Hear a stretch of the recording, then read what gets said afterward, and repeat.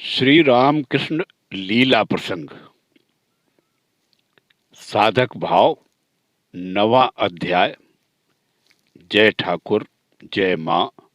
ओम शिव शिव शिव। विवाह और पुनरागमन। श्री रामकृष्ण देव का कामारपुकुर आगमन। इधर कामारपुकुर में जब श्री रामकृष्ण देव की माँ तथा भाई के पास यह समाचार पहुंचा कि उन्होंने पूजन कार्य छोड़ दिया है, तब वे अत्यंत चिंतित हुए।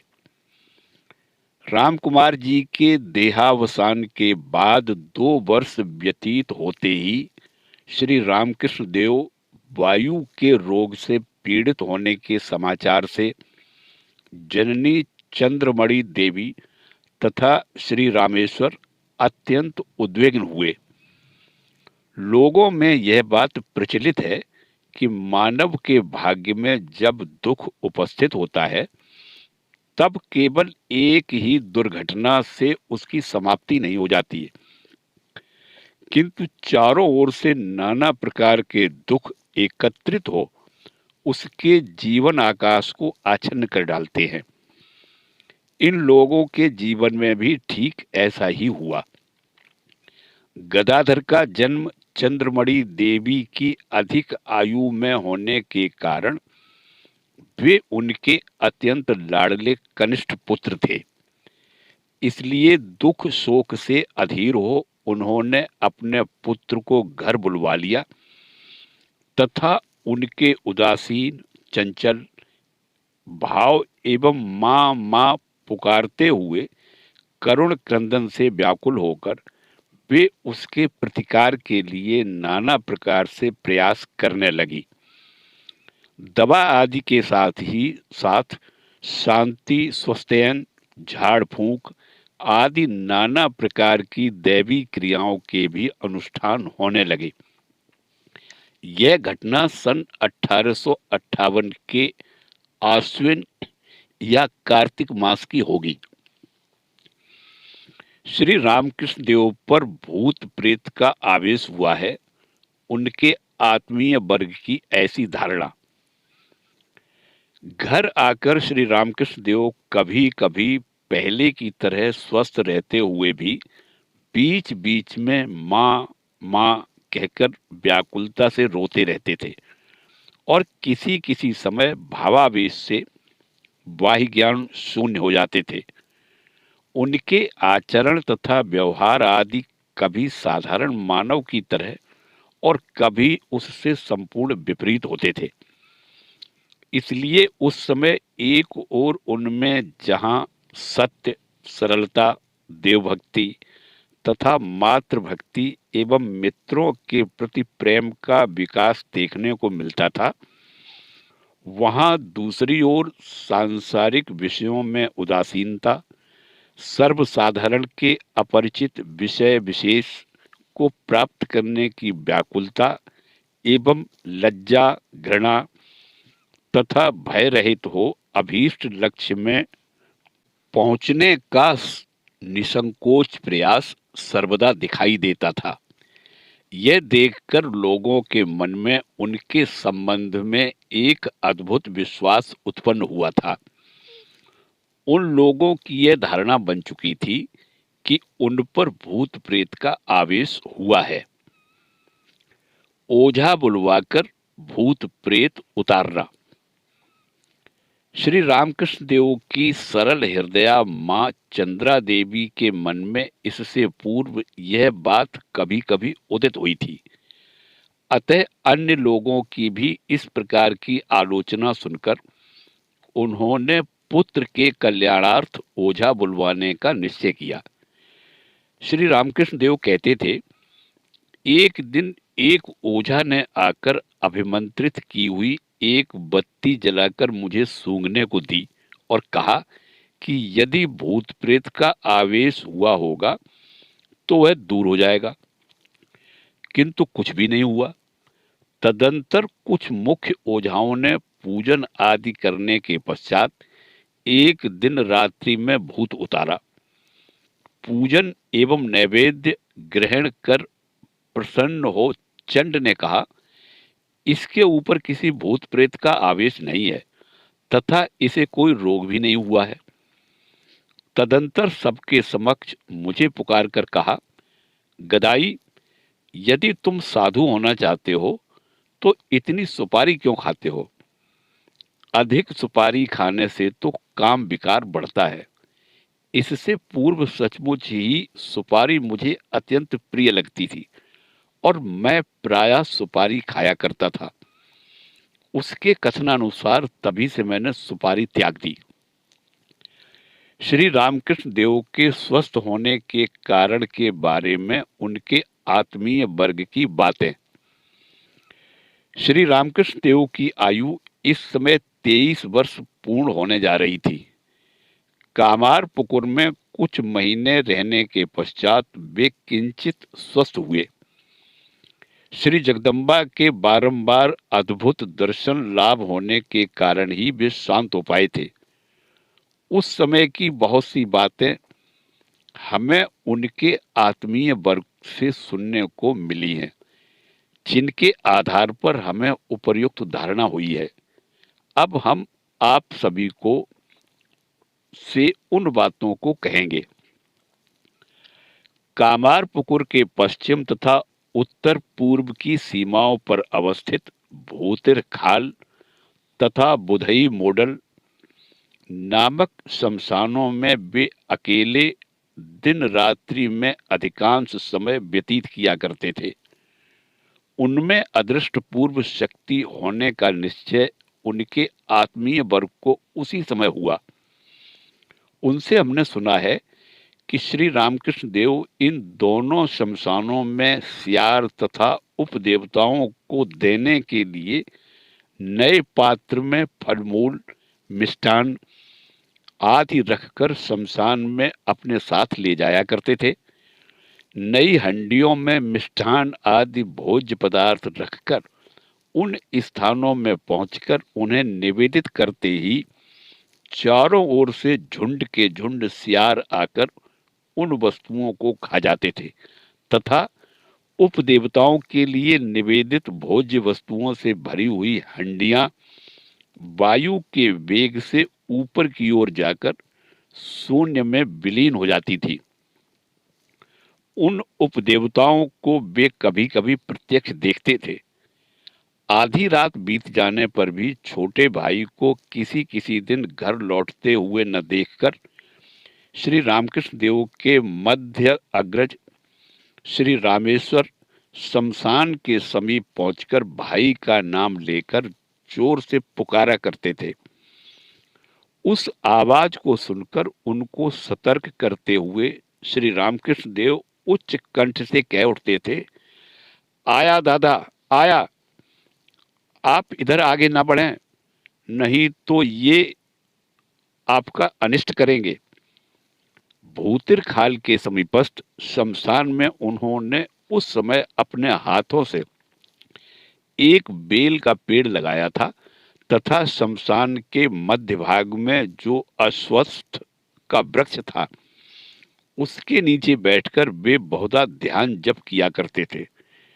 श्री रामकृष्ण देव के आत्मीय वर्ग के इन कथनों से यह स्पष्ट है कि जगदम्बा के दर्शन के निमित्त लालायित हो इससे पूर्व उन्होंने जो महान अभाव का अनुभव किया था वह कुछ अपूर्व दर्शन तथा उपलब्धि के द्वारा प्रशमित हो चुका था। उनकी तत्कालीन जीवनचर्या के आलोचन से यह प्रतीत होता है कि श्री जगदम्बा की खडक मुंड धारिणी बड़ा भयकरा साधकों के प्रति अनुग्रहकारिणी चिन्मय मूर्ति का दर्शन प्रायः सर्वदा उनको उपलब्ध हो रहा था और उनसे जब जो प्रश्न करते थे उसका उत्तर प्राप्त कर तदनुसार वे अपने जीवन को परिचालित कर रहे थे। ऐसा मालूम होता है कि उस समय से उनके मन में यह दृढ़ धारणा हुई थी कि श्री जगन माता का अबाध निरंतर दर्शन उनके भाग्य में शीघ्र ही उपस्थित होने वाला है। श्री रामकृष्ण देव की तत्कालीन योग विभूति। भविष्य दर्शन रूप विभूति का विकास भी इसी समय श्री रामकृष्ण देव के जीवन में देखने को मिलता है। हृदय तथा कामारपुकुर व जयराम बाटी के बहुत से लोगों ने इस विषय में साक्षी प्रदान की है। श्री रामकृष्ण देव के श्रीमुख से भी कभी कभी हमें इस संबंध में संकेत प्राप्त हुआ है। निम्न घटनाओं से आप यह भली भांति समझ सकेंगे। श्री रामकृष्ण देव को स्वस्थ देखकर उनके आत्मीय वर्ग द्वारा उनका विवाह कर देने का संकल्प। श्री रामकृष्ण देव के तत्कालीन आचरण तथा क्रियाकलापों को देखकर उनकी माताजी आदि की यह धारणा हुई थी कि दैवी कृपा से उनका वायु रोग बहुत कुछ घट चुका है, क्योंकि उन लोगों को यह दिखाई दे रहा था कि वे पहले की भांति व्याकुल होकर रोते नहीं हैं, भोजन आदि भी यथा समय कर लेते हैं और प्रायः सभी विषयों में साधारण मानव की तरह आचरण करते रहते हैं। सर्वदा देवी देवताओं की प्रतिमाओं को लेकर रहना, शमशान में विचरना, पहने हुए वस्त्र को त्याग कर कभी कभी ध्यान पूजन आदि का अनुष्ठान करना तथा उस विषय में किसी के निषेध को न मानना आदि उनके कुछ व्यवहार यद्यपि अनन्य साधारण थे, फिर भी उनके लिए वे अस्वाभाविक नहीं थे। उनका यह स्वभाव तो बाल्यकाल से ही था। इसलिए उनके इन आचरणों को देखकर उनके आत्मीय वर्ग को उनके वायु रोग की वृद्धि का कोई कारण दिखाई नहीं दिया, किंतु सांसारिक समस्त विषयों में उनकी पूर्ण उदासीनता तथा निरंतर उपेक्षा बुद्धि को दूर करने के लिए वे विशेष रूप से चिंतित थे। उनके मन में यह बात बारंबार जागृत होती थी कि जब तक सांसारिक विषयों की ओर दृष्टि आकृष्ट होकर उपरोक्त भाव दूर नहीं होगा, तब तक उनके लिए वायु रोग से पुनः आक्रांत हो जाने की विशेष संभावना है।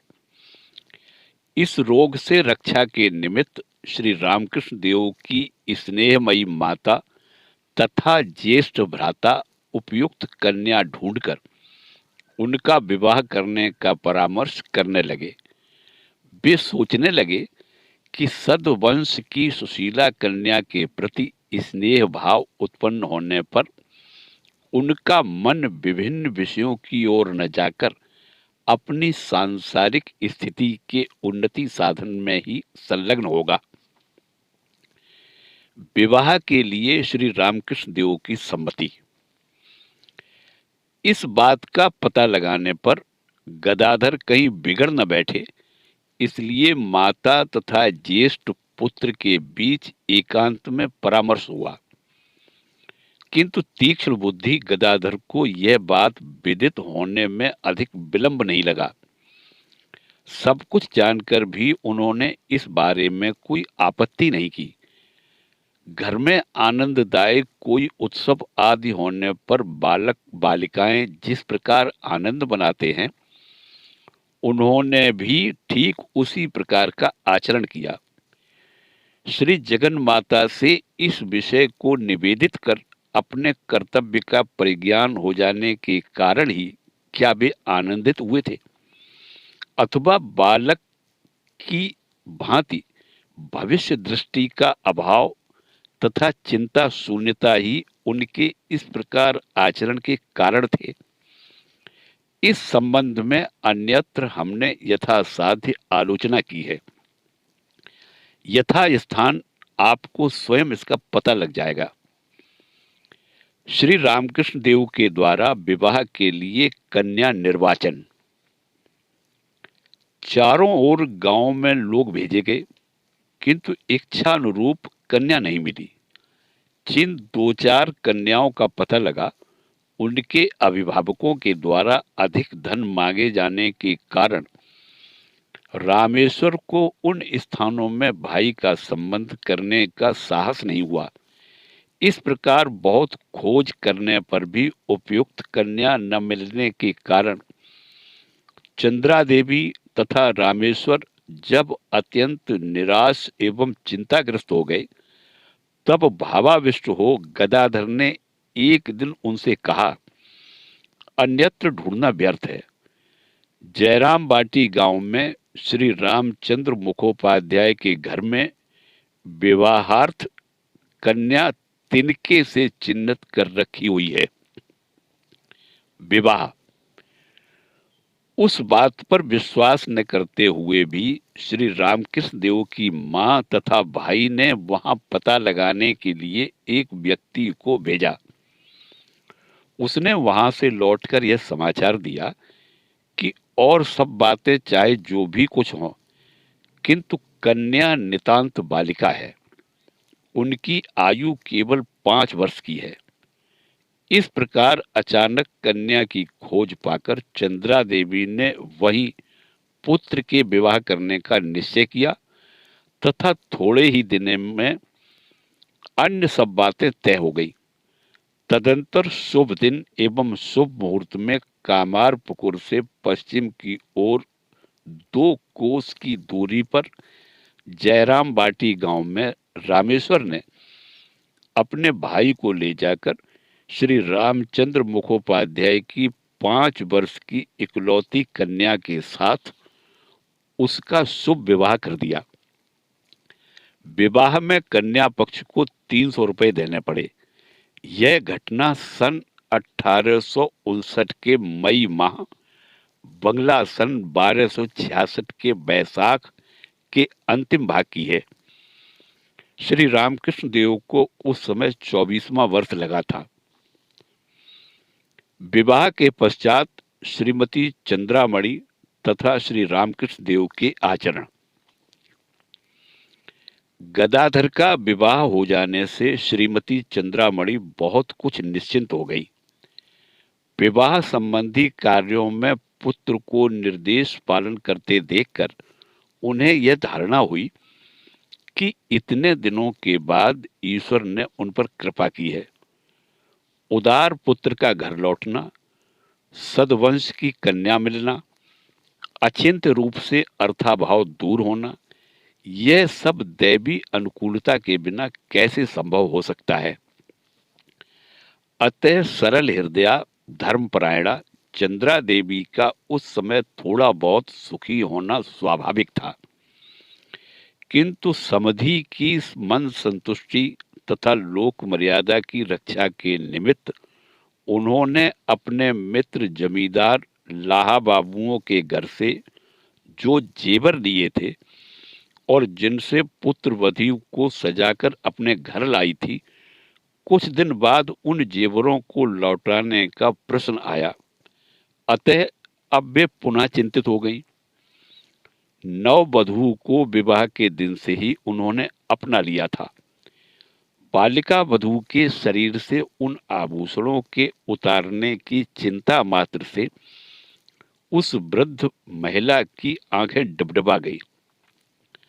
अपने हृदय की बात और किसी से न कहने पर भी गदाधर को यह बात समझने में विलंब नहीं लगा। उन्होंने मां को शांत कर सोई हुई पत्नी के शरीर से उन आभूषणों को इस प्रकार कुशलता पूर्वक उतार दिया कि बालिका को कुछ भी पता नहीं चला। किंतु प्रातःकाल उठने पर बुद्धिमती बालिका ने पूछा, मैंने जो गहने पहने थे वे कहाँ गए? तब सजल नेत्र से चंद्रा देवी ने उसे अपनी गोद में लेकर आश्वासन देते हुए कहा, बेटी, गदाधर तेरे लिए इनसे भी सुंदर गहने बनवा देगा। किंतु इतने से ही यह बात समाप्त नहीं हुई। लड़की के काका उस दिन उसे देखने के लिए वहां आए थे और उन्हें जब यह बात विदित हुई तब वे बड़े रुष्ट हुए और उसी दिन वधू को अपने घर लिवा ले गए। यह देखकर कि इस घटना से मां के मन को बहुत कष्ट हुआ है, गदाधर ने उनके दुख को दूर करने के लिए परिहास में कहा, वे चाहे अब जो कुछ कहें या करें, उससे विवाह थोड़े ही पलट सकता है। श्री रामकृष्ण देव का पुनः कलकत्ता आगमन। विवाह के बाद लगभग 1 वर्ष 7 महीने तक श्री रामकृष्ण देव ने कामारपुकुर में निवास किया था। इस आशंका से कि संपूर्ण स्वस्थ हुए बिना कलकत्ता वापस जाने पर कहीं उन्हें पुनः वायु रोग न हो जाए, श्रीमती चंद्रा देवी ने उन्हें शीघ्र जाने ही नहीं दिया।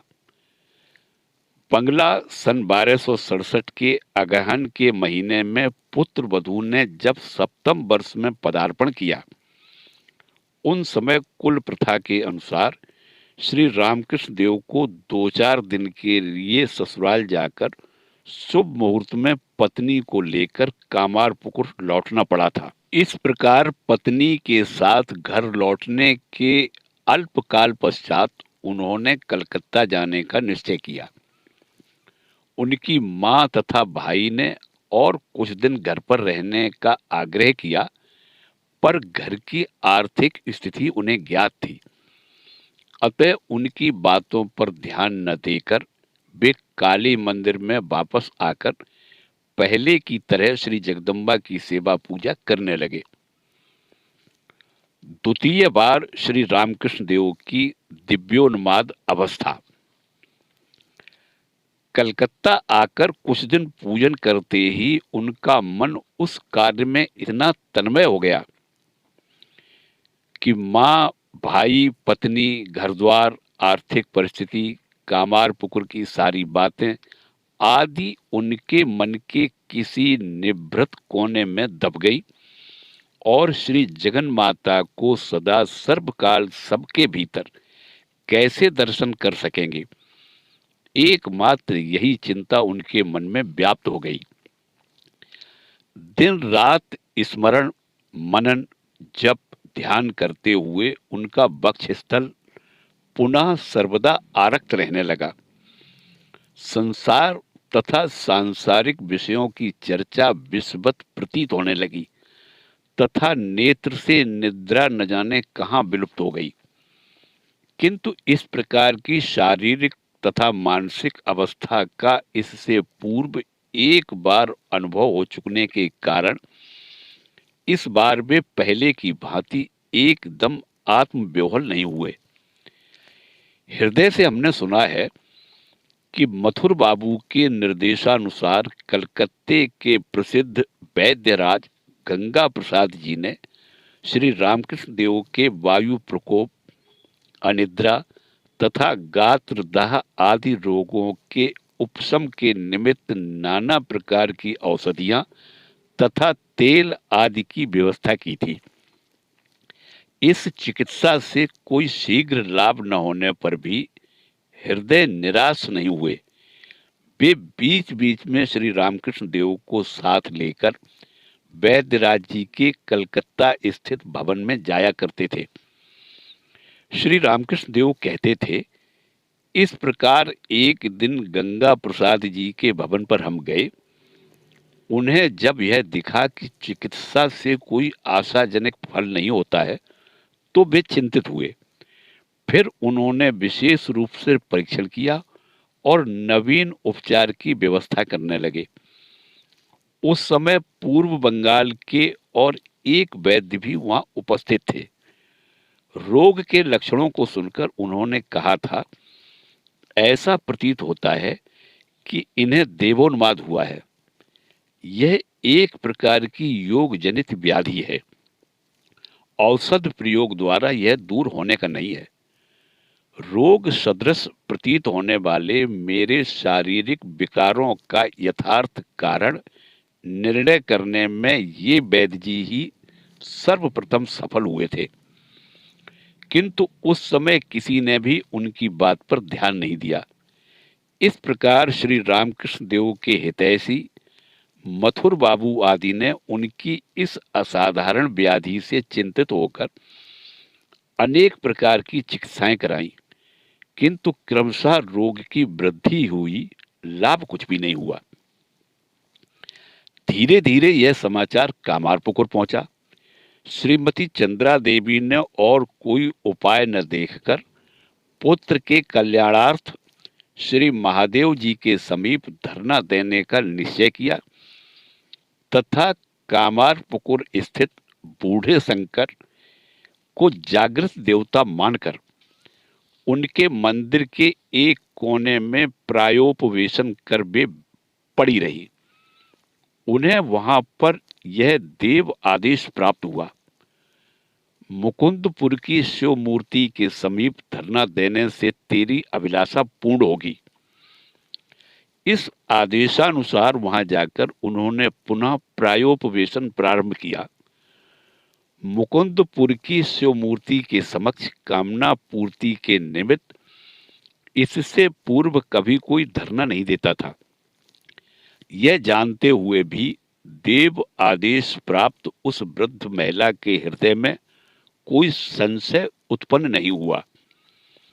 वहां प्रायोपवेशन प्रारंभ करने के 2-3 दिन बाद ही उन्होंने स्वप्न में देखा कि जटाजूट सुशोभित व्याघ्रांबरधारी रजत कांति श्री महादेव जी उनके सम्मुख आविर्भूत हो उन्हें सांत्वना देते हुए कह रहे हैं, भय का कोई कारण नहीं, तुम्हारा पुत्र पागल नहीं हुआ है।